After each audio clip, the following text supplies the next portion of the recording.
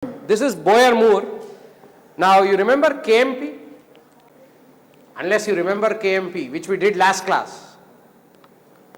What was KMP? One line or two lines on what is KMP. Essence of KMP. Yeah, substring. Yeah, finding a substring in a given string is the problem. Correct. So what does KMP do better? Yeah, it's a pattern only, but what does it, why do we study KMP?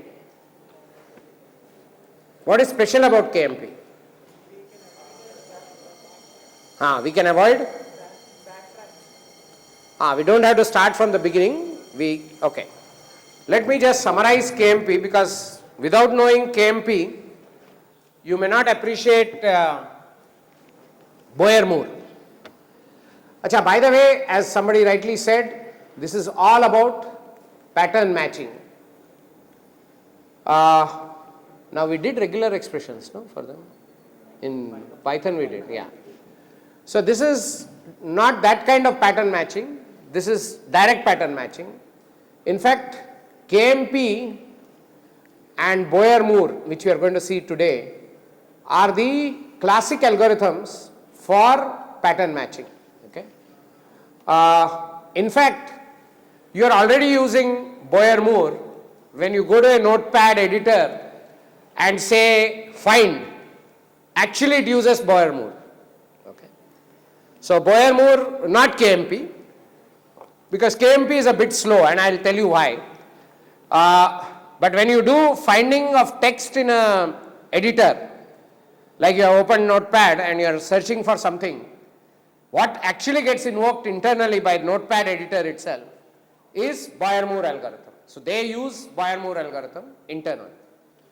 So Boyer-Moore is a very important and commonly implemented algorithm. Now what does KMP say? That I have a string in which I am looking for a pattern.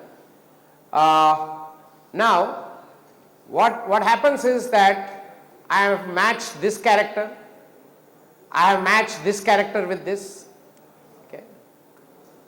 Like this I have gone on matching.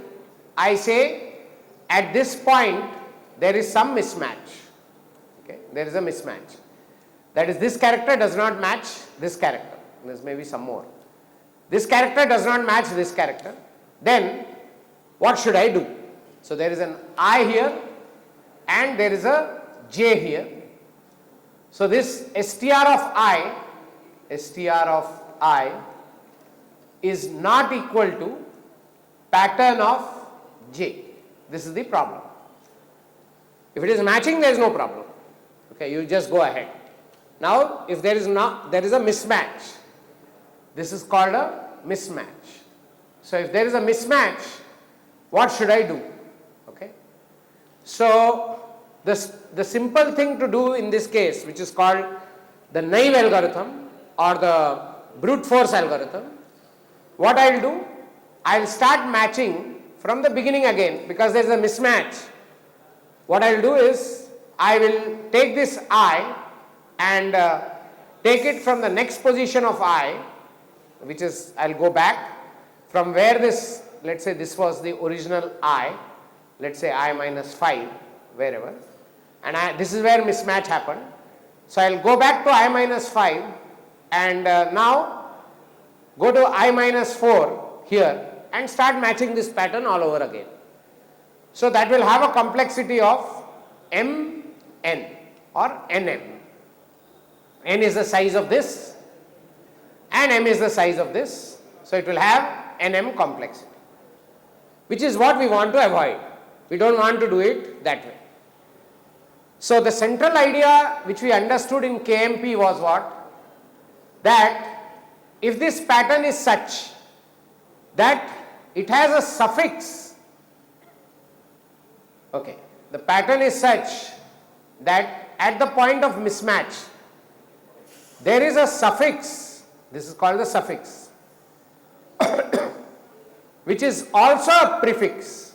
This is a suffix, this is a prefix. If the pattern at this point where the mismatch happened, which is here, This is where the mismatch happened in the pattern. This is the pattern. If there is a suffix which is same as prefix, then I can keep I here itself, and since this has already matched, I can start the matching of this I. This has already matched. I don't have to come back again. I can start the matching of I from here rather than from the beginning, because in this pattern up to the point where the mismatch happened, the suffix means the later part, is same as the prefix. So that means this has matched already with some of this earlier, and because that has matched already and that suffix is also a prefix, there is a special kind of pattern where suffixes and prefixes are same, then I don't have to rematch this prefix. I can skip that match and start I from here, matching of I from here after there is a mismatch, because this is already matched. Now I can try from here. Otherwise I would have to try from here if I didn't take the benefit of the fact that the suffix had matched with the prefix. I would have to start from here. So instead of starting from here, I can start from here, because the pattern has a special characteristic that the suffix is same as prefix. If the pattern has that kind of characteristic, you can do it. And I remember telling you, if the pattern has to have this kind of characteristic, where do you find such patterns in which suffixes are same as, have a larger probability of being same as prefixes? Where did we say? We said in DNA, where the alphabet is very limited. See, you have to think a little. When will a suffix be equal to a prefix? If you have A to Z, the probability of any suffix being equal to a prefix is remote, very rare. But if your alphabet is only limited, which happens in DNA sequences as an example, where the alphabet is only 4 characters, adenine, thymine, guanine and cytosine, A, T, C, G, where the alphabet is very limited, the probability that a suffix will match a prefix, which is, imagine a pattern like this, A, T, C, G, let's say G, G, C, again A, T, C, G. Now this kind of pattern where you see there is a suffix and there is a prefix which is exactly same. So if a mismatch occurs here with some DNA, if a mismatch occurs at this point, then I don't have to match this again because this is already matched. So I can start matching this G with this rather than again starting from A, because this suffix is same as prefix. So I can skip the prefix match and continue from here. That is what the KMP says. So this is what the Knuth, Morris, Pratt algorithm says, that don't do unnecessary prefix matching if the pattern is such that at the point of mismatch the suffix is occurring also as a prefix. So for that you have to create a table. Do you remember the name of the table which we create? Sorry? False failure table. We create a table here called as failure table, which will keep track of at this particular point what is a prefix, what is a suffix. Anyway, what is KMP? Because I went through KMP in the last class. Now, if you don't understand KMP, you'll have a little trouble understanding today, but I think you will understand. So I am taking now Boyer-Moore algorithm. Listen to it carefully. There is a lot to it, and there is a certain amount of algorithmic mindset which you will need to understand it. So you'll have to think a bit. If you are ready to think, concentrate, and we'll walk you through a Boyer-Moore algorithm. Now against KMP is like a small algorithm. Boyer-Moore algorithm is a more recent algorithm and it is used very often. So Boyer-Moore is like a really useful algorithm. They took a lot of inspiration from KMP and improved it. So one small idea of KMP, of Boyer-Moore, is there in KMP. So you can say KMP is like a subset of Boyer-Moore. Okay? But let's understand what is Boyer-Moore, and you will understand as I go, hopefully. So there is this, no wait. Whenever we talk of Boyer-Moore, we talk of two kinds of concepts. One is called the bad character rule or bad character matching. It's called BCM or BCR. The common name is called BCM. It's called bad character matching. We'll talk what it is. And the other is called the GSM or the good suffix matching. Here it is called good suffix rule. So what is good suffix? What is bad character? It uses both these horses, and whichever is more optimal at this point, it takes that. That is what is the characteristic of Boyer-Moore. Boyer-Moore is also called BM algorithm. Okay? Just like KMP is called KMP, Boyer-Moore is called BM algorithm.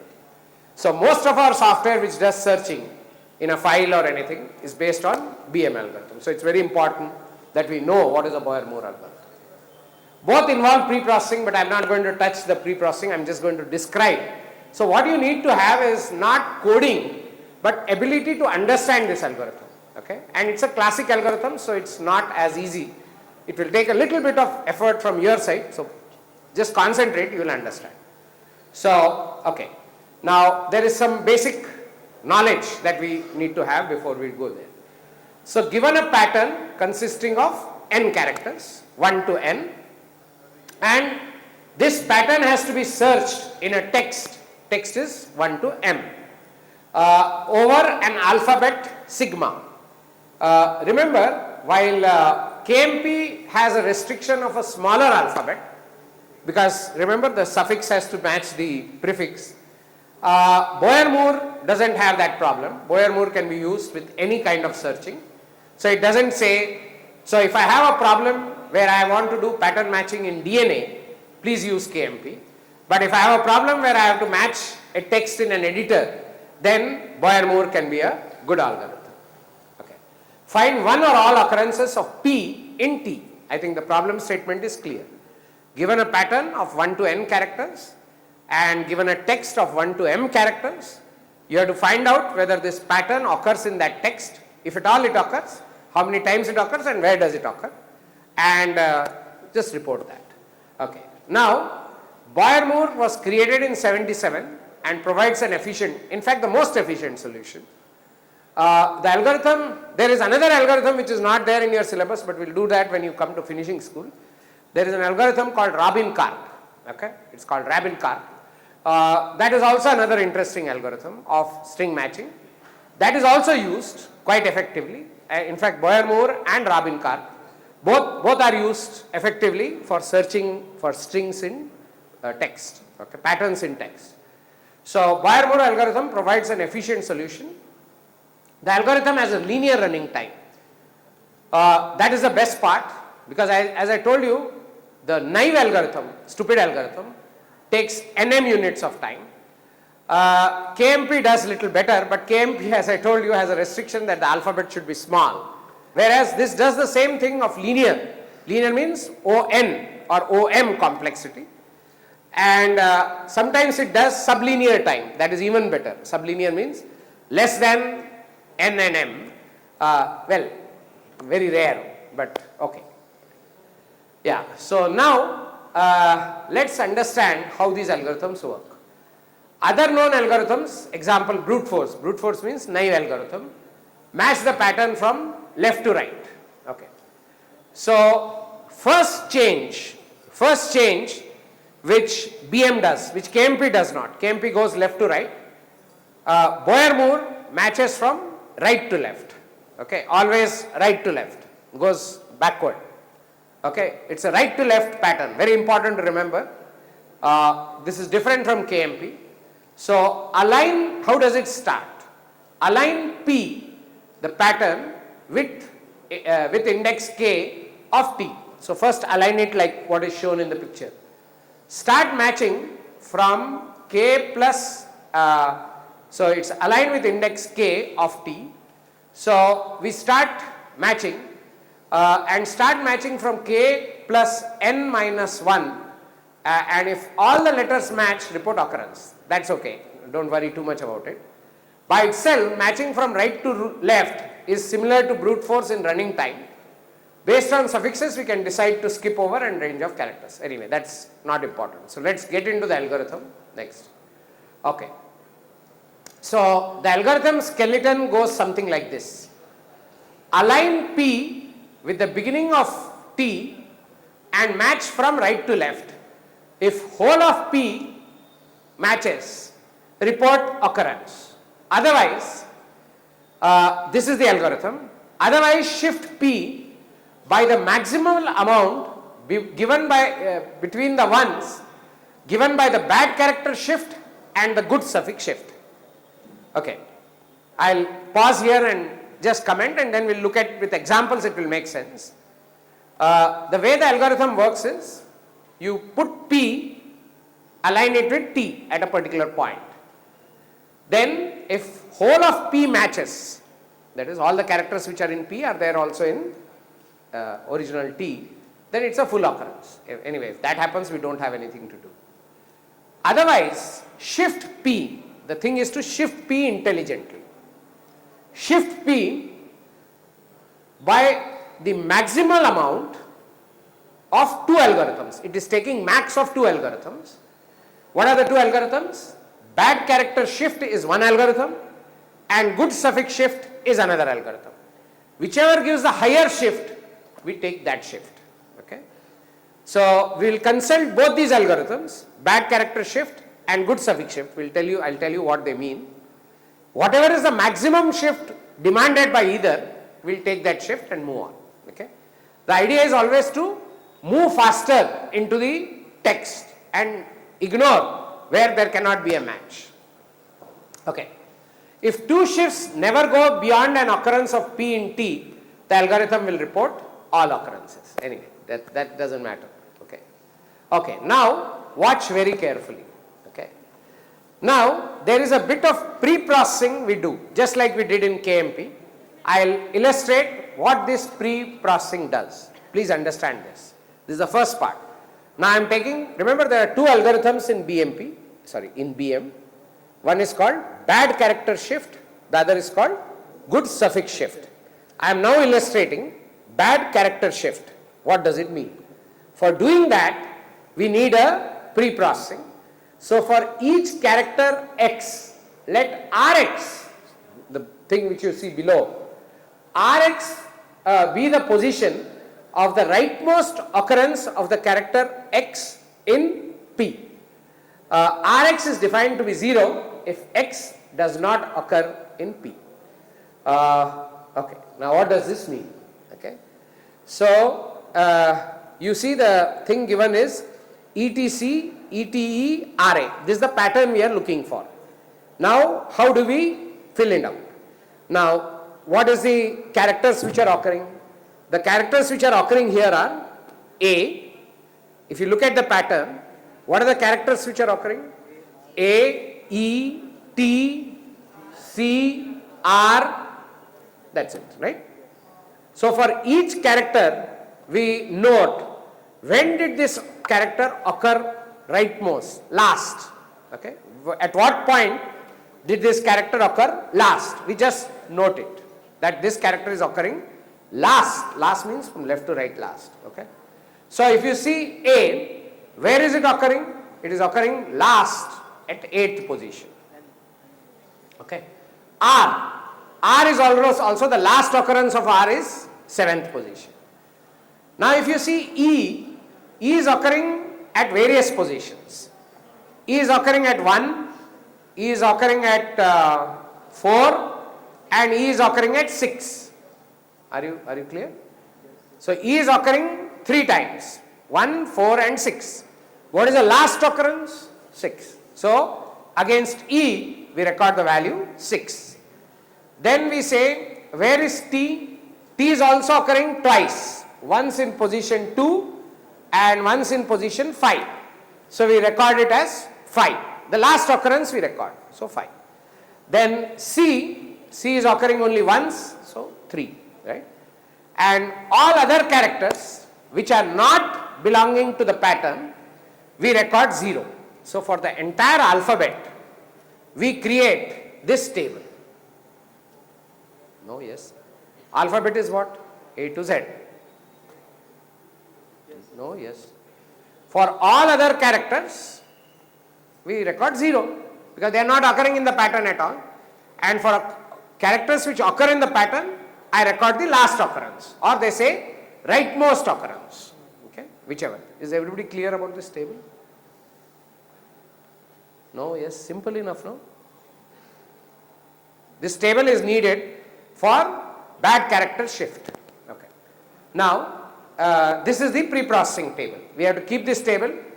How many times you have to build this table? Just once. For a given pattern, you have to build this table only once. This table is not going to change because the pattern is not going to change. Whichever text you are looking for, in which you are looking for this pattern, the pattern is going to remain the same. So, we build this table for that particular pattern. Done. Next. Okay. Now comes the algorithm. Suppose at a particular alignment of P against T, the rightmost n-1 characters of P match their counterparts in T. So imagine, remember we start always from right to left. So what has happened is, I am aligning P with T and I started comparing from right to left. Yes. Let's say this P where there is a mismatch is at index I. So n-I characters of P have matched. Would you agree? I am comparing P with T. T is the original string. I am comparing from right to left. I am at a point where there is a mismatch. That point, remember, is I from the beginning of the pattern. Ith index of P is not matching. What does it mean? It means that n-I, all the characters here, have matched. That's why this point of mismatch is I in P. Okay. So again, suppose a particular alignment of P against T, the rightmost n-I characters, this is I from the beginning, n-I characters of P, match their counterparts in T, but the character Pi of the pattern mismatches with its counterparts, say position K in T. That is, the kth character of T and the ith character of P are mismatching. Then with its counterpart, say in position K of T, then if the rightmost position of character Tk in P is J, okay, this will take a little while to understand, and J is less than I, that is it's on this side, then shift so that the character of J, J of P, okay, is below the character K of T, otherwise shift by 1. Anybody understood? No. No? Once again, okay. We'll try and understand this, then we'll look at an example. Example will make it very clear. But even without looking at an example, let's try and understand. Okay, maybe I will draw it. Not very difficult either. And remember, computer science is all about complexity. This is T. Okay. And let's say I am at P. Okay. And the length of P is N. Okay. Now, unfortunately, my drawing skills are very poor. Okay. So, this is I.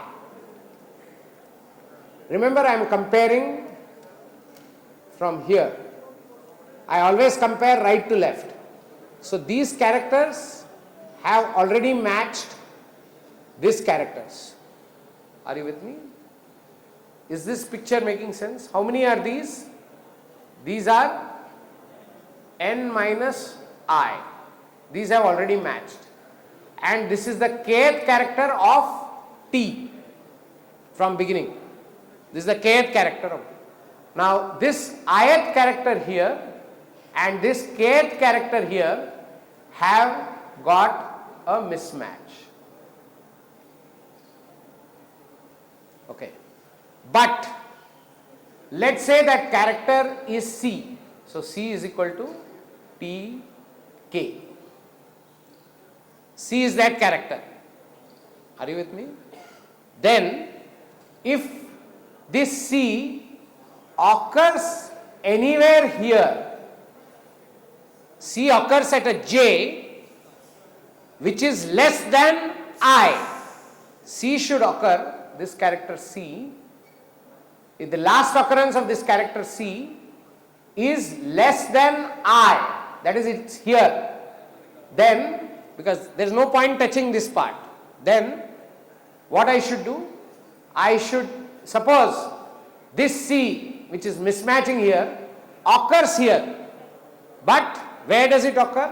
Let's say at some J, this J which is less than I, then I will align this pattern, I will try an alignment such that this J will get aligned with this K.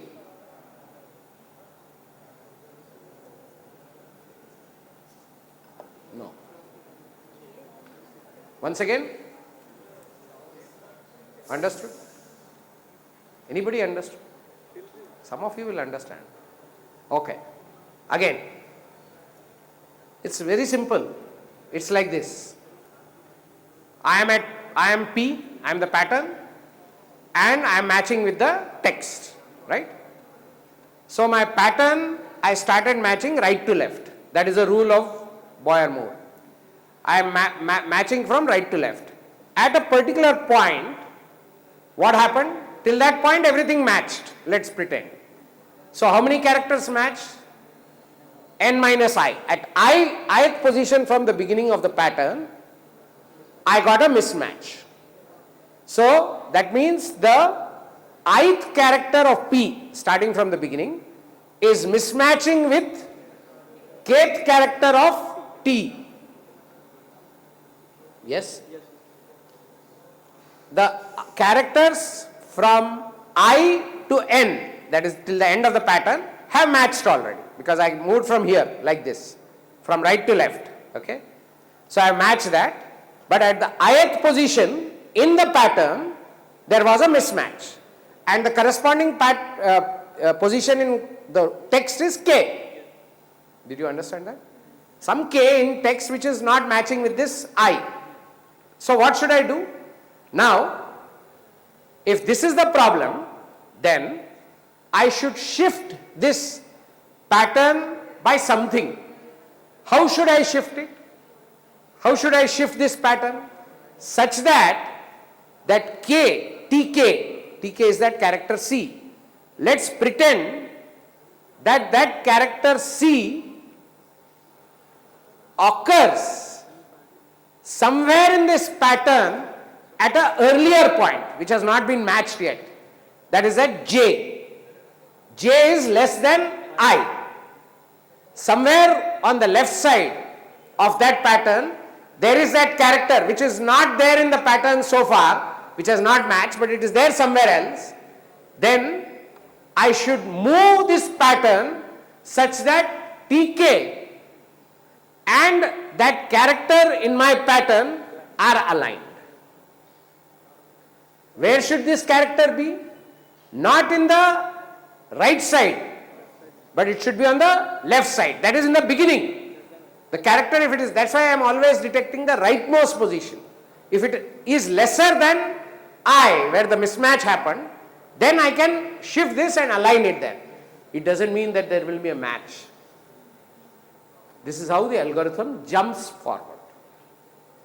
It's like, what is the logic behind this? Logic behind this is, there is one character which is there in my text, but which is not there in my pattern. Think little. There is a character in my text which is not there in the pattern. So far it has matched from right to left, But now there is a character which has not matched. What should I do? Doesn't one logic tell us that if that character is there, the only attempt I can do, next attempt I can do is see whether I can align this pattern such that my character and that guy's character, if that character occurs in my left, matches, and try. Yes, no? Again I have to try the match, again from the back. It may match, it may not match. But this is giving a suggestion how to proceed. Because if my pattern has to match the character, it has to occur somewhere here, and I'll bring that in alignment with that is the pattern in alignment with that, I can try. If it doesn't match, forget it. Again do the whole matching process. I have to decide how I should move forward when there is a mismatch. One suggestion of mismatching is this, of how to move.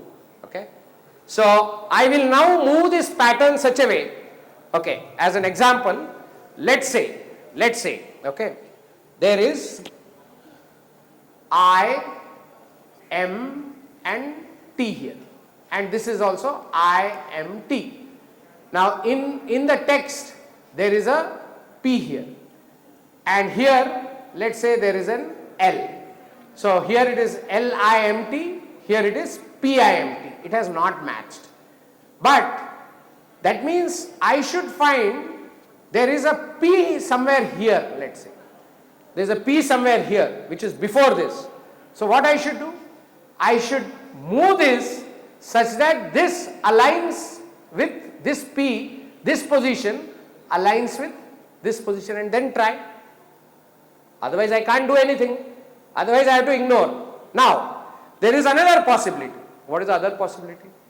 That P, which is mismatching with me, I have the text has P there and I have L there. Now suppose I don't have a P at all earlier, then it's waste. Then what I have to do? I have to move the whole pattern after that. I have to jump significantly after that because it's not going to match. No, yes. I have to move this whole pattern after that position of mismatch and try again. Correct? Because it's not going to match with anything. There is no match. How can it match? When there is a P in the text and there is no P in my earlier text. How will it match? Can it ever match? Okay. So let's see whether we have an example on the slide and see whether we can understand this rule better. Okay, let's now watch this. Okay, so the pattern which is there, the text which is there is TAGCAT. He's using the DNA thing only, but doesn't matter. Okay, limited alphabet. And the pattern that I have to match is cat. Okay, now what will happen? Now just watch. Okay, just watch. Now is T matching with, is G matching with T? No. I have to check in the pattern, is G there somewhere? No. So what do I do now? Abandon, just shift the pattern after the point of mismatch. So see that? Now he's aligning it like this. Now he'll get a match. Are you with me? But what is the effective? He has jumped that many positions, isn't it? So the time taken to finish the search will be faster. Correct? Okay, let's look at another example. This is not that good. Okay, now let's look at bad character shift. Okay, I mean everywhere the algorithm is there.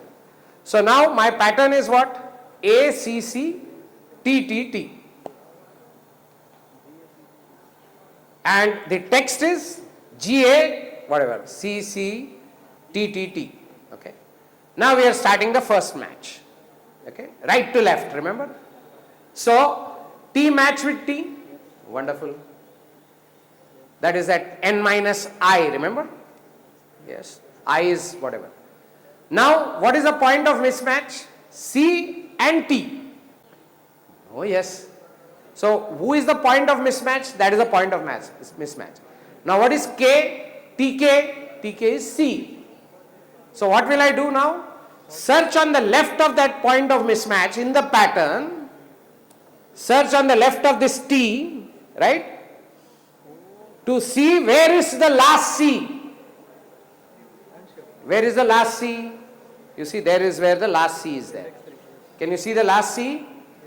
Now, shift this pattern such that that C and that C align. We'll do it again. Okay, now, very simple. We align it like this because that's the size. This is matching, move back. What is the point of mismatch? This is the point of mismatch, right? Now, search for this C on the left, rightmost. That's why that rightmost table was kept.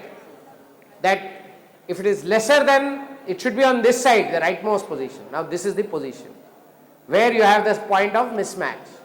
So, now what do? You now align this pattern with this. See this C and this C. Watch. We are bringing it. Look at this C. We are trying to align it and then try for a match. Now, if there will be a match, there may not be a match. Again, we have to check whether there will be a match or not. So, we align it this way and try. Okay, whether there is a. So, shift and again check. Again, the check will start from the beginning. Okay. Here it is matching, but it need not. Okay, the check will start from the beginning. So, this is how you do what is called. So, the thing is, how do you jump? That is very important because you have to jump intelligently. Now, you are jumping by how many positions? You are jumping by 2 positions ahead. Right? You are bringing this here. Last time you remember, if C was not there or whatever was not there, you jumped the whole thing ahead.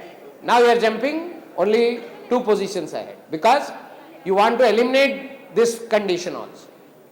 Now, did you understand? This is called bad shift, bad character shift.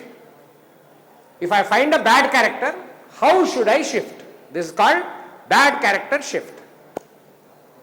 Understood? No? Yes?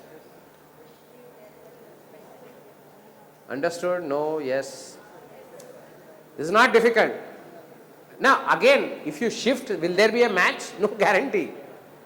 The decision we have to take is how much we should shift. Should we shift by 2? Should we shift by the full length? What should we do? That is a decision we have to take. Because when we try to match a pattern with a text, we have to go intelligently. Okay, if you can skip a lot, very good. For example, let's say there was some B there and B was not here, then I would have completely shifted to the right after the point of mismatch, right? So, I can move faster in the text. The more the jumps, more the size of your leap, better it is. So, you want to leap well, at the same time you don't want to miss out. So, here you leap only by 2 positions and again check. Okay, so this is called bad character shift. Okay, next. Okay, so this is called first thing of Boyer-Moore. This is called Boyer-Moore bad character shift. Now this is one algorithm it engages. From this algorithm what it will get? It will get how many positions I can jump, how many positions can I leap, right? This is one value I will get. Now I will use another algorithm called good suffix rule, which will give me another positions I have to leap. Whichever is maximum of that, I will leap by that. So I will move faster. Okay. So the other algorithm is not this Boyer-Moore. We can ignore. Okay, we are ignoring Boyer-Moore because that's not part of it. Okay, now this rule slightly more complicated, but I am sure you will understand. Suppose for a given alignment of P and T, same pattern and text, a substring of T matches the suffix of P. Suffix means the last part of P, same as earlier. But a mismatch occurs to the next character to the left. Then find if it exists the rightmost copy of T prime of T in P such that T prime is not a suffix of P and the character to the left of T prime in P differs from one on the left of T in P and shift P to the right so that the substring T prime in P is below the substring T in T. Yes? That is why we are involved. Okay. Now, let us understand what he means by that. Now, I'll give you an example so that you understand what is happening. Okay. What it means. Okay. Now, just watch the pattern. Just watch what has happened. Okay. There is T and there is P. Okay. What has happened so far? You start from the right to left. That T and that T has matched. That A and that A has matched. Right. Now, what has not matched is A and G. Yes, no? That A and that G has not matched. Yes, no? So, A and G are not matching. What has matched? AT and AT have matched. Now he is saying, think logically. AT and AT has matched. That means, if I look at this pattern and try to identify a T prime where the suffix is AT, but the character before that suffix is not G, because G is not matching. If it is something else, then there is a chance of a match. I'll say it again. Think a little. See, so far what has matched? AT has matched? Yes, no? That G is a problem here in my pattern. Now, if I search the pattern backward from G towards the left, if I search that pattern from G towards the left, that is towards the beginning, for something which ends in AT, but the starting character should not be G, because if the starting character is G, 100% it is a mismatch, because that is what I am having. Are you with me? No, yes. So, some other starting character, then I can try and match. So, I will now start scanning from G backward for AT. Again there is a GAT, no use. Again there is a AAT. Can you see an AAT? Yes. Now, it fits our bill because it ends in AT. It has the same suffix which has matched. But the character before that is not same as the one which mismatched, which is G. So, what will I try now? I will try to align it in such a way that that AAT gets aligned with that AAT. I think that is what he is doing. Yes. Are you getting me? So, I will shift by that many positions. Did you understand? Again, it may match, it may not match. If it doesn't match, I will again search in that pattern backward, more backward, looking for something which ends in AT and doesn't start with G. It should not start with G. Yes? If it exists, very good. If it doesn't exist, forget it. Are you with me? This is the first rule of good suffix rule. It is searching for a good suffix prior to the point of mismatch. What is a good suffix? It should be the same suffix, but the character before that suffix should not be the one which mismatched. You are getting it? It's very logical if you see. Understood? So this is called the first condition for good suffix rule. There is one more condition. Is this clear? The example makes it clear. Acha, good suffix rule. We have one more example. Huh? Go down. Yeah, okay.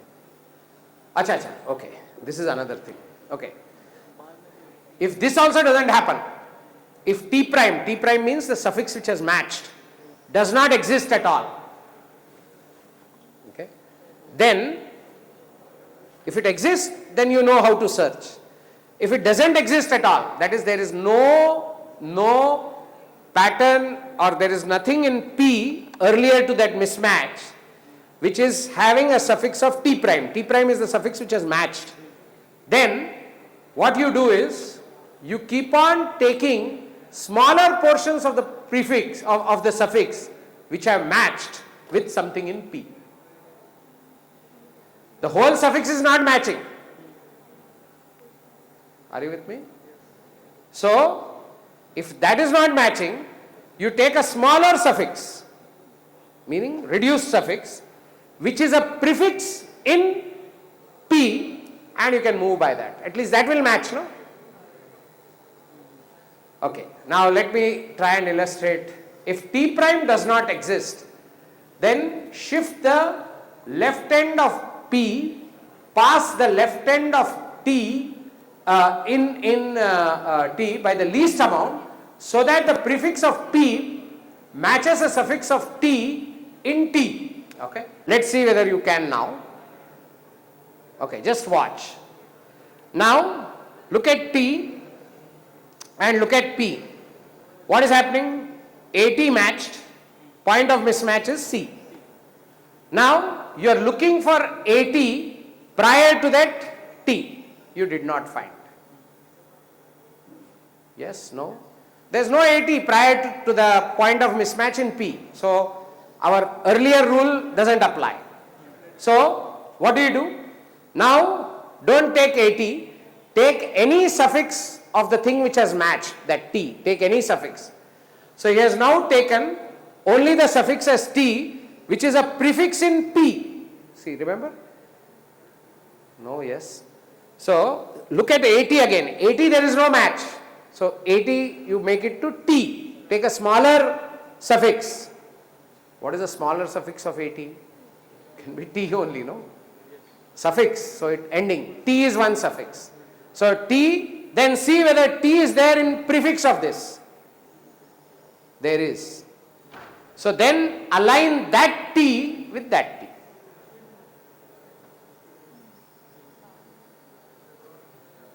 No, yes. And move that many positions forward. Yes? Okay, look at the second one. P2. Now, same example. Okay, T, now pattern is P2. TT matches, AA matches. Again, there is a point of mismatch, that is C and A. Now, point of mismatch is C and A.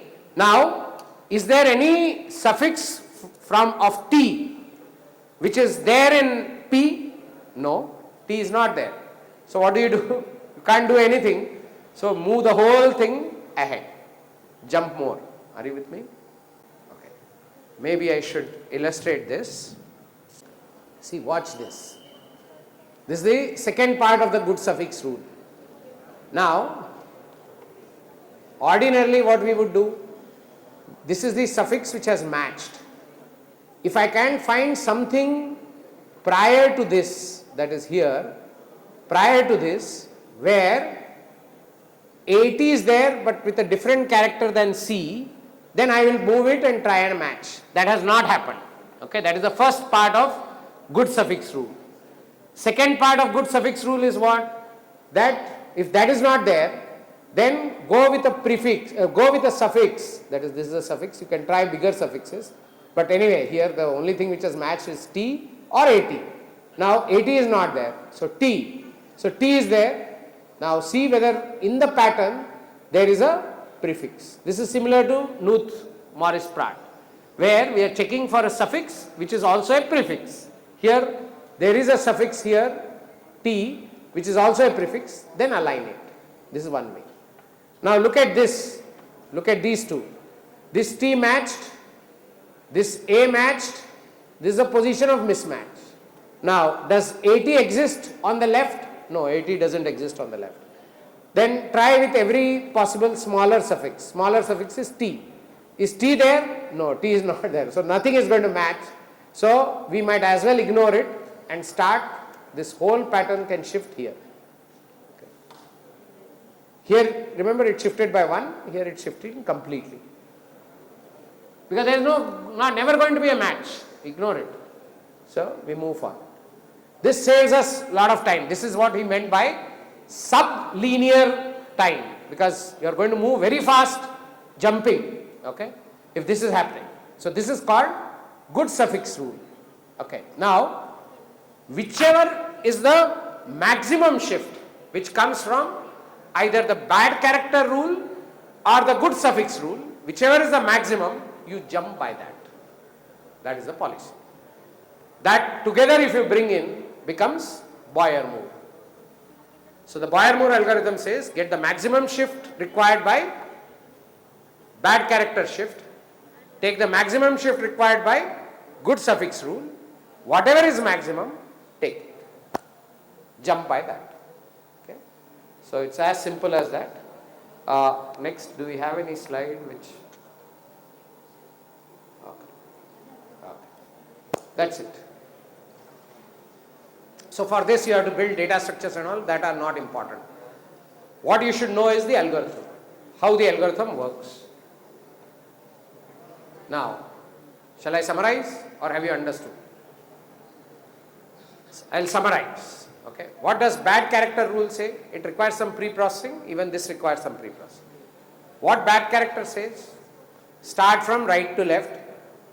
Wherever there is a mismatch of a character in the given text, what do you do there? Pick up the character from the text which has mismatched with the pattern, search for that character from this point down for the last occurrence, from this point down. Last means from here the first occurrence. Okay, find that occurrence and then align that with the pattern, align that part of the pattern with that text and check again. This is called bad character shift. I found a bad character, so I shifted. So that is called bad character shift, such that the bad character which is there in the text aligns with some character. Suppose this character doesn't occur at all, then shift the whole thing, right? Bad character shift. What is the second rule? Good suffix rule. Good suffix rule says what? Okay. Again, start from right to left. Let's say a portion has matched and there is a mismatch. So the suffix which has matched, which is in the original string or in the pattern which has matched, take that and look for that suffix anywhere in the pattern such that that suffix should exist and the character prior to that should not be the same which mismatched in the pattern. If you can find that, such a thing, then move that character underneath that T and try a match. Okay. If this also doesn't happen, then what do? Then take the suffix one by one such that the suffix here of the text which has matches with the prefix here. However big suffix you can detect which matches with the prefix here, you can shift by that. Okay. So that is the two. And if nothing matches, the whole thing shift. That is the maximum shift. You want maximum shifts because then you can cover the text faster. You are always looking for maximum shift because then I can leap through the text faster and my performance will improve. I am not unnecessarily wasting time. A naive algorithm will waste a lot of time, it will compare everything. Okay. Whereas this smartness in our algorithm will enable us to move faster. Okay. So this is very simply what is called Boyer-Moore. So normally the questions which come around that and which we will be interested in knowing from you is, can you compare Boyer-Moore and KMP? Because we'll need it when you come to finishing school and all. I need you to be reasonably adept at doing this kind of comparisons, being able to think fast and see whether you can match, you cannot match. So we'll definitely be interested whether you have grasped the essential difference in KMP and Boyer-Moore. The way we'll ask this question, I'll also tell you, is we will give you strings and ask you to perform proper matches, and that's how we'll ask. Because we are very particular that this idea comes through. KMP with Boyer-Moore. What happens in KMP? What happens in Boyer-Moore? How does the shift happen? That's all. So, given 4 strings, how do you match? Then graphs, will expect you to take a graph and be able to write reasonably well either BFS and DFS. Write, not show. DFS anybody can show, no? But you should be able to write. Okay. Part of the way we normally will ask you this is, we will say, this is a code, tell us what is wrong. We will give you a DFS code and tell us what is wrong, or give you a BFS code and tell what is wrong. Why it's not working. And you have to give an explanation why it's not working. And then what you should do to correct it. Maybe 1-line correction or 2-line correction. Are we clear? Same thing with trees. We'll ask you some recursion, okay, and some deletion. Linked list will ask you to do both recursively as well as non-recursive. Some traversals. That's it. By and large, this is what it is. Okay, we'll stop here.